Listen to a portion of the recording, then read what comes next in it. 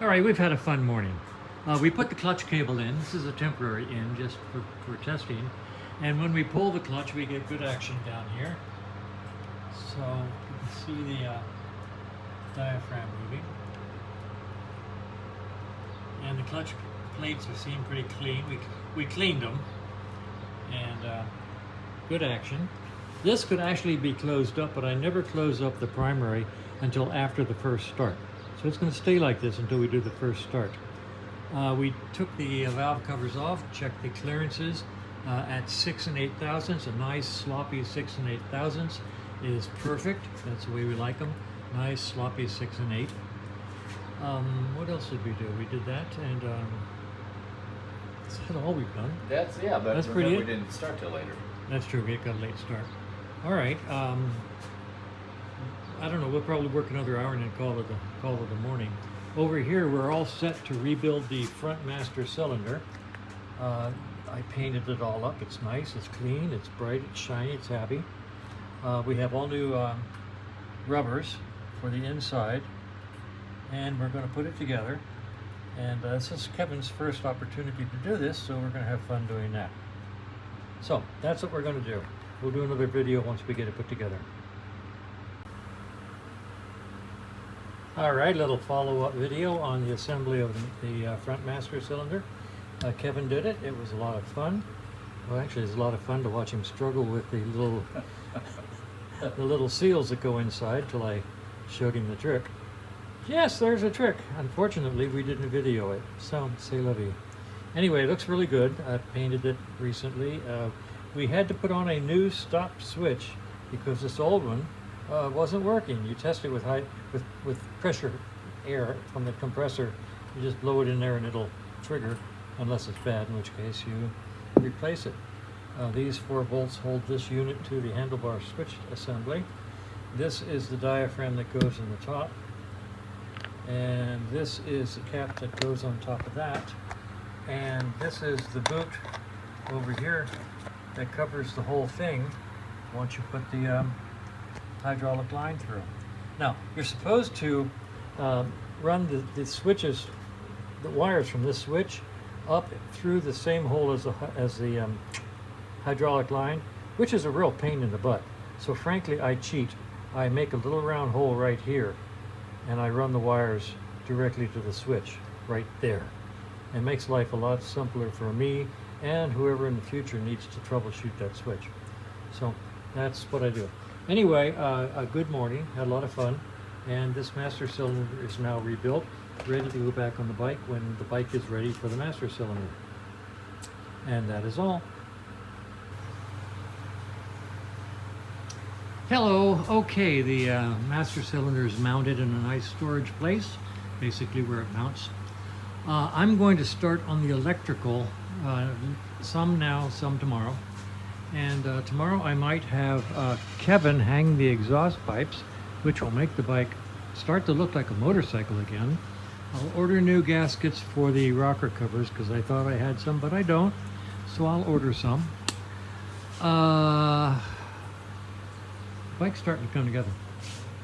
I'm going to disconnect all these wires inside the headlight here and pull both of the switch assemblies, this one and that one both, put them on the bench, clean these cables because they're scrungy, dirty, nasty, and check the inside contacts on those switch assemblies because they are prone to corrosion and becoming intermittent. And then I'll put them all back together. In here, they snap together with connectors on the 1975. And the good news is you can't really put them together wrong because they're all keyed. So it's not that big a deal. But I am going to take all the wires out and clean them and clean the contacts and clean the switches. At the same time, I will put the new front turn signals on. This here is a tad bit bent. I will straighten it out. Touch up this scrape up here, and we have a new glass to install, so that'll be done.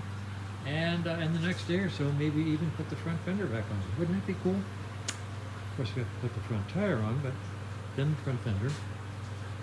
And we have to put in the hydraulic lines for the front brake, which I have. They're just waiting to be installed. And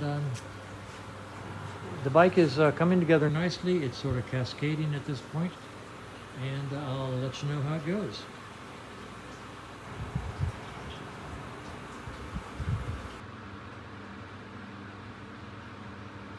Okay, I've got the switches off the bike, left and right. Like I say, they plug in, so there's really no way to put them back wrong. So it's not that difficult. I'm going to clean all these gray cables with CRC carb cleaner. It'll take all that grunge off and turn them back into pretty gray. It's interesting that somebody commented on the YouTube page about worrying about corrosion when installing the left side cover. And I was all set to make a snarky reply that, you know, living here in Phoenix, Arizona, in the middle of the desert, we really don't need to worry about corrosion. But the truth of the matter is we do. These switches, straight from the factory, were never weatherproof. And the moisture gets into them, and you can see the crud level in these switches, and they need to be taken apart and all of the contacts cleaned and then have them put back together, because they become intermittent, and there's nothing worse than a bike that'll start sometimes and not other times, or a headlight that flickers when you go from high to low beam, or it doesn't come on when you go to high to low beam, or the horn that goes nee instead of me. It's all in the corrosion that's inside these switches. So I'm going to take them apart. Once I get them apart, once I get the cables cleaned, I'll take another video showing you what to expect to find inside these switches.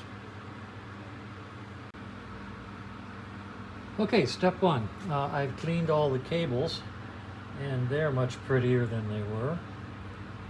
And used a cloth and CRC cleaner carburetor cleaner. I love this stuff, but you have to get the original. This is the original. The 50 state version doesn't do half the job. I think all the poor folks in California are stuck with the 50 state version, but the rest of us guys can still get cleaner carburetor cleaner, the not 50 state version. So the original stuff is really good. It'll cut through 40, 50-year-old grease like a hot knife through butter. It's wonderful stuff. 50 state version, not so much. Okay, now at this point, all I've done is clean the cables. I haven't really started on the inside of the switches. They're still a mess. And that's the second half of this little project, is to clean the individual switch contacts of the switches inside. Okay, so these aren't too bad. This looks horrible. And this one looks horrible, more horrible, más horrible. Looks terrible. So that's the next half of this little exercise, is to clean the internal workings of these switches so that they can become dependable, shall we say. Okay, more video to follow. Okay, this is all back together, nice and clean, all the nice and lubricated with white lithium, and good action, high to low, and feels good. I'll test it with a meter before I install it, but basically it's back together and ready to go back on the bike. So that gives us 1, 2, 3 complete switches, and this is the last one. I will start on it now and see if we can't get this job done. Well, I was wrong. I hadn't taken this apart. This is the run kill switch, and I had not taken it apart, so I've got it apart now, and I'll pop this out. Always remember and never forget, there is a spring-loaded contact here. When you pull this out, it's going to pop out. So I'm going to take it apart, clean the contacts, put it back together. Okay, I got the run start switch apart, and this is the little slidey contact right there. It's spring-loaded into this assembly. Where am I? It's spring-loaded into this assembly. This is the little contact, and you can see that it's pretty oxided and grubby. That's not necessarily grease or lubricant. Okay, down here on the contact board, these are the contacts for the run stop switch, and you can see they're pretty cruddy. So I'm going to clean all this up, and I'll show you the cleaned result, and then we'll put it back together. Okay, you should be able to see the difference with the contact cleaned and the little slidey contact cleaned. I'll put it all back together, and it should work just fine.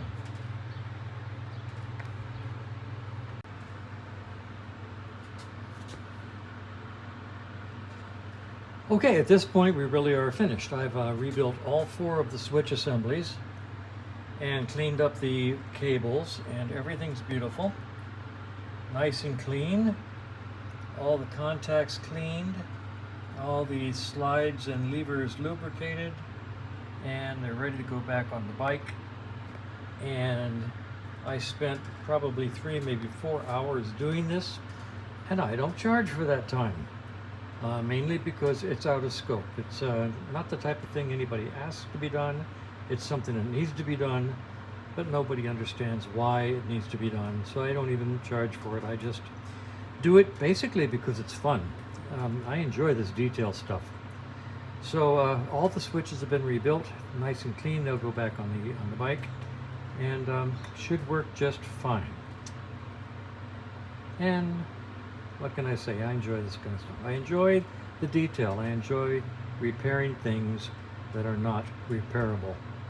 So, as I like to say, the fun just never stops.